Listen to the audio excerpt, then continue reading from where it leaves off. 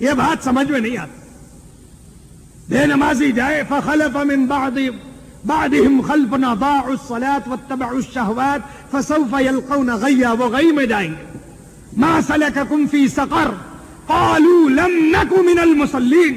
وہ سقر میں جائیں گے. جائیں بھلے سے جائیں, اس لیے کہ ان کا قصور تھا کہ انہوں نے نماز نہیں پڑھی, اقامت صلاۃ کا اہتمام نہیں کیا. لیکن 5 وقتہ نمازی, اقامت صلاۃ کا اہتمام کرنے والے, راتوں کو میٹھی نیند بستروں سے ہڑبڑا کر اٹھ کر اللہ کے حضور دست بستہ کھڑے ہونے والے, وہ بھی ویل میں جائیں.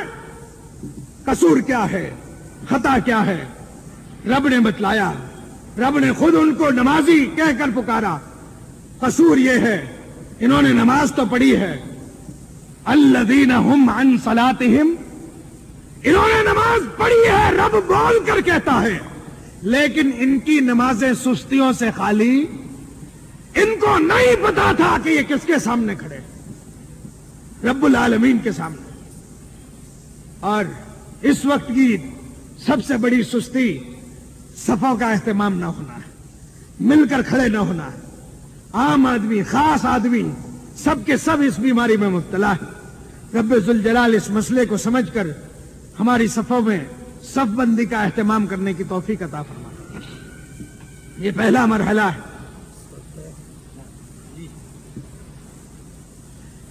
اس کے بعد رسول رحمت علیہ الصلوۃ والسلام نے نماز سکھلائی. آدمی اللہ کے حضور کھڑا ہو جائے. یہاں بھی رسول رحمت علیہ الصلوۃ والسلام نے نیت کے کوئی الفاظ سکھلائے. کائنات ہمیں بتلا دے, ہم صبح ہونے نہیں دیں گے اس کو ماننے کے لیے, اس لیے کہ مومن کا شیوا یہ ہے. مومن کا شیوا کیا ہے؟ انما کان قول المؤمنین اذا دعوا الى اللہ ورسولہ لیحکم بینہم ان یقولوا سمعنا واطعنا. مومن کون ہوتا ہے؟ مومن وہ ہوتا ہے کہ جب اس کو اللہ رسول کی بات اس کے سامنے آ جائے, وہ دل میں کسی قسم کا تذبذب, کسی قسم کا شک, کسی قسم کا ہیر پھیر روا اور گوارا رکھتا, کوئی پتلی گلی سے گزر جانا گوارا نہیں کرتا, کسی امام کا راستہ اختیار کرنا. اور جب ہم یہ بات کرتے ہیں نا اپنے اسٹیجوں سے, تو اتنا بڑا الزام کا بھاری پتھر سر پر تھوپ دیا, پٹک دیا جاتا ہے. یہ ائمہ کے منکر ہیں, امامان دین سے ان کو کوئی سروکار نہیں. ان اللہ کے بندوں کو کون سمجھائے کہ یہ امام تو ہمارے اپنے تھے, یہ تو بھائی لوگوں نے اپنی دکانوں کو سجانے کے لیے ان کا لیبل لگا لیا, باقی یہ امام تو ہمارے اپنے تھے, ہمارے بزرگ تھے. انہوں نے بھی وہی کہا جو آج عاملین کتاب و سنت کہتے ہیں کہ دین کے کسی بھی مسئلے میں اللہ رسول کی بات آ جائے, آدمی اس کو ماننے کے لیے سر تسلیم و طاعت خم کر دے. انہوں نے بھی یہی کہا, یہ ہماری باتیں, یہ ہمارے مسائل, یہ ہماری مقدس کوشش.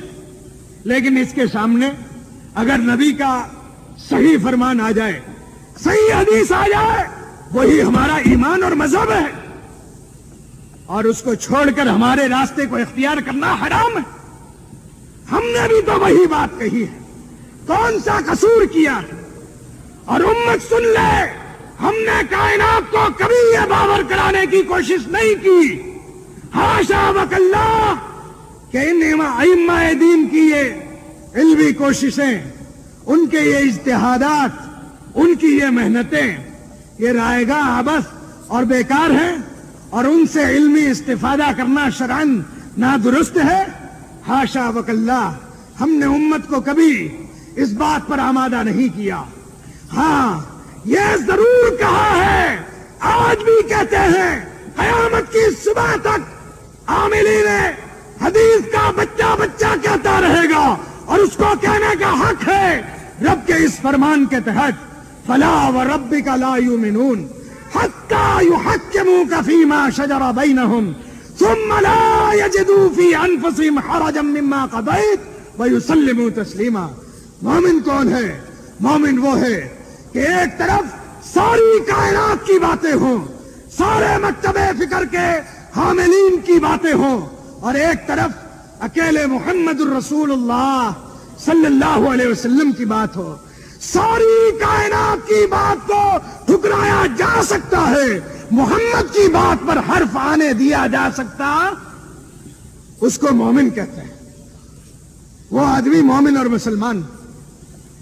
فلا وربک لا یؤمنون، یہ ضرور کہا ہے کہ ان علمی کاوشوں کا موازنہ اور مقابلہ کبھی علوم نبوت سے کیا جا سکتا، بلکہ ان کی ان مبارک علمی کاوشوں کو اتباع سنت کی ترازو پر تولا جا سکتا ہے، اور اگر وہ اس معیار پر نہ اترے تو ان کو رد بھی کیا جا سکتا ہے، چھوڑا بھی جا سکتا ہے۔ اس لیے کہ کائنات میں جس کی بات کو آنکھ بند کر کر مان لیا جائے وہ کائنات کی ایک ہی ہستی ہے جس کا نام نامی اس میں گرامی محمد الرسول اللہ صلی اللہ علیہ وسلم۔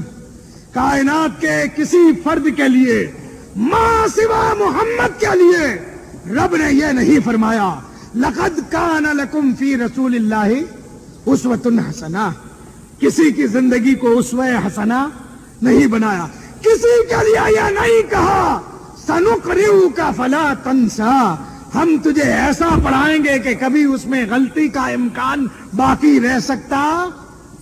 اس حیثیت کی حامل صرف ایک ہی ہستی ہے، محمد الرسول اللہ صلی اللہ علیہ وسلم کی باتوں کے سامنے ان کی باتوں کو جانچا بھی جا سکتا ہے، اور اگر وہ محمد الرسول اللہ صلی اللہ علیہ وسلم کی باتوں کے خلاف ہو تو ان کو چھوڑا بھی جا سکتا ہے، رد بھی کیا جا سکتا ہے۔ کہتے ہیں یہ اماموں کو نہیں مانتے، اتنا بڑا الزام دھر دیا جاتا ہے۔ ان اللہ کے بندوں کو کون سمجھائے؟ یہ امام تو ہمارے اپنے بزرگ تھے میاں، ہم جب ماننے پر آتے ہیں نا تو امام تو ہمارے اپنے بزرگ تھے، ہم تو شیطان کی بھی بات مان لیتے ہیں، شیطان کی بھی بات مان کے کیسا مولوی ہے، شیطان کی بھی بات، ہاں ہم شیطان کی بھی بات مان لیتے ہیں، لیکن اس کی بات ماننے کے لیے بھی شرط یہی ہے کہ اس کی بات پر بھی آمنہ کے لال کی، محمد مصطفیٰ کی صلی اللہ علیہ وسلم کی مہر اجازت اور رسالت لگی ہوئی ہونی چاہیے۔ بات سمجھ میں نہیں آئی؟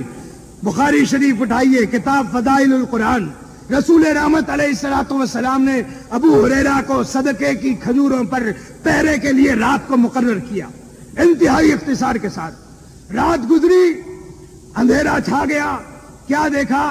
ایک آدمی آیا اور جلدی جلدی جلدی جلدی اپنی پوٹلی میں کھجوریں بھرنے لگا۔ ابو ہریرہ نے دیکھا، کہا تیری یہ مجال، کھڑے ہوئے پکڑ لیا، گھگیانے لگا، منت سماجتیں کی، رونے لگا، کہا غریب آدمی ہوں، چھوٹے چھوٹے بچے، تھوڑی سی کھجوریں لے گیا، صدقے کی کھجوریں، اس میں کیا کمی ہو جائے گی؟ بشر تھے، انسان تھے، چھوڑ دیا، ٹھیک ہے۔ صبح گئے، عدالت نبوت میں اس ماجرے کو پیش کیا، کہا تم نے اپنے اسیر کو چھوڑ دیا، اپنے اس قیدی کو چھوڑ دیا؟ کہا چھوڑ دیا۔ کہا آج رات پھر آئے گا، پکڑ لینا۔ اوکے ٹھیک ہے، آج پکڑ لوں گا۔ پھر رات کو بیٹھے، رات گزری، اندھیرا اور تاریکی چھا گئی، پھر دیکھا کہ پھر وہ آیا، جلدی جلدی جلدی کھجوریں اپنی پوٹلی میں بھرنے لگا۔ اب کے گئے، گرفت مضبوط کر دی، کہا کل چھوڑ دیا تو جرأت بڑھی، آج پھر چوری کرنے آیا، پھر رویا، پھر گھگایا، رحم کھا کر دوسرے دن بھی چھوڑ دیا، چلا گیا۔